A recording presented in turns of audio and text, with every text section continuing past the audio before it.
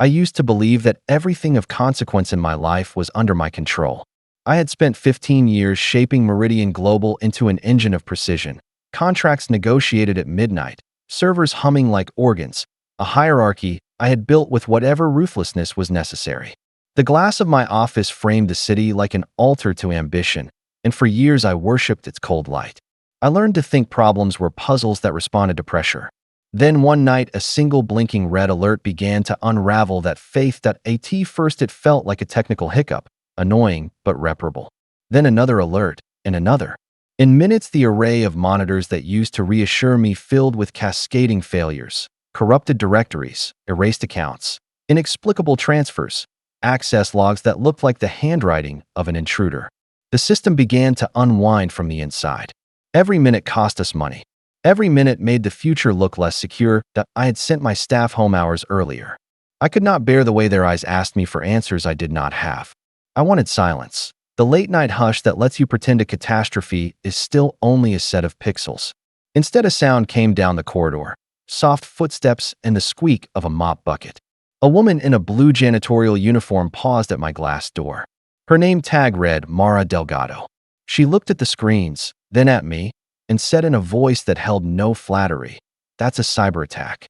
It was absurd. The idea that the woman who swept our floors might be the one to stop the bleed was, at first blush, laughable. She did not laugh. "I used to work in cybersecurity," she said, "before things changed. May I try?" I hesitated, because to hand someone the keys to everything I had built felt like surrender. But a different, quieter thing pushed me, hope. I slid my master key card across the desk. "Fix it, or don't come back," I said, part irony, part plea. Mara did not flinch. Her fingers moved over the keyboard with a kind of calm certainty I had not seen in my best engineers. She found hidden snapshots no one had known existed, coaxed dead backups into life, rerouted corrupted processes.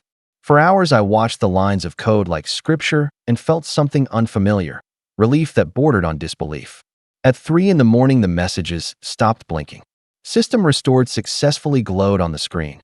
When dawn came, employees found their CEO sitting beside a woman in a janitor's uniform, both drinking cold coffee like people who had survived a storm. I told them exactly what happened. "This is Mara Delgado. Without her, Meridian would have collapsed." The name in the room met murmurs and skepticism, particularly from our CTO, Colin Ames. He crossed his arms and tested me with every look. I met it back. "Starting today," I said, "Mara will lead our cybersecurity division and answer directly to me." Mara accepted a badge that afternoon and did not change her posture. She built a new skeleton for our systems, segmented backups, hardened encryption, access policies that assumed malice and prepared for it. She trained a small, loyal team and taught them to read logs like maps. Publicly, the company recovered. Investors exhaled and clients, cautious, practical, returned. But systems keep secrets, and logs whispered of a presence that had not left. Strange transmissions, encrypted handshakes to unknown endpoints, signatures that matched the original attack. Mara watched the traces like a detective. She cross-referenced timestamps, administrative access, and found a pattern. The trail pointed, disturbingly, to Colin. Betrayal is a strange sensation because it's both rational and visceral. I had watched Colin for signs of resentment, but evidence is a colder thing. Timestamps, IP routes, metadata that refused to be persuaded by loyalty. Mara brought the proof to me quietly, a flash drive and a look that said, "We need to be careful." She argued we not expose him yet. We would be bait if we screamed too soon. So we played a long game. Mara built honeypot servers full of decoy ledgers and watched as invisible hands reached for them. She let Colin think his work went unnoticed while gathering more incriminating patterns. The situation escalated. Anonymous threats arrived. A tracker was found under Mara's car. Cameras glitched when she approached sensitive terminals.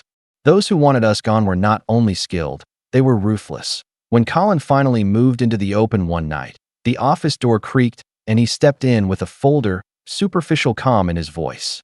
He reached for a mouse and our trap tightened. I stepped out of the shadows and watched him contract with the weight of evidence. He sneered about being a pawn, muttered about higher paymasters who cared nothing for collateral damage, and fled when security moved.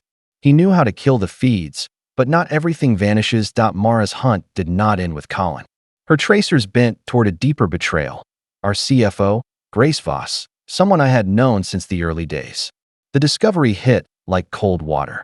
Grace had been funneling data through obscure consultancy channels and facilitating access to an outside corporation called Neuralink. I felt the ground shift underfoot. The person who had been at my side during difficult boardrooms had been keeping the door ajar for months. Mara counseled patience again. She set a precise trap, a mirrored financial system full of baited files. The bait was taken. We traced the session to an office across town and confronted Grace face to face. She did not pretend innocence. You built a kingdom that demanded loyalty and offered nothing in return, she said. Why should I not take a chance at freedom? Mara froze her session, packaged the evidence, and within an hour federal agents escorted her out. The scandal blew up in the press. For a while it felt like we had one foot in the grave and one on the ladder. But something unexpected happened. Transparency turned the narrative. People respected that we had faced the corruption, and in an ironic reversal, Meridian's value steadied. We became a story about recovery. We became a story about consequence. Over the months that followed, the company changed in ways that surprised me. We redesigned our infrastructure into something resilient and almost stubborn, a system that assumed malice and prepared for it. The lab downstairs, which I had named after Mara with more ceremony than she liked, became a place where young engineers who had once felt invisible now felt seen. Mara taught them how to read logs like scripture and how to trust the work of the person next to them.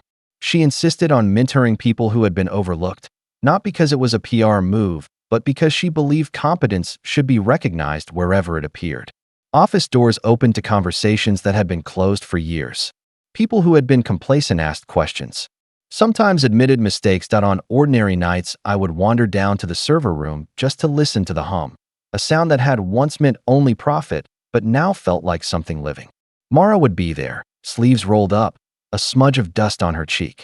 And we would talk about small things. Which coffee shop down the block kept lights on late? Whether the city ever slept? What it felt like to forgive yourself? Small gestures accumulated, a repaired promise here, an apology there. Slowly, the company that had been my instrument of control became, stubbornly, a community that could hold its own. Saving Meridian changed me. I learned that authority without empathy is brittle, and that courage often shows up in ordinary clothes at impossible hours. Mara saved the company. By saving it, she forced me to see what I had been missing. People who sweep floors sometimes know how to hold a system together. People whom the world overlooks sometimes have the courage to stand when everything else falls. If you ask me now whether I believe miracles exist, I'll tell you that miracles are not falling comets or sudden windfalls. They are people who refuse to quit, who show up when the world is on fire and do the small, stubborn work of putting things back together. Mara did that for Meridian and for me.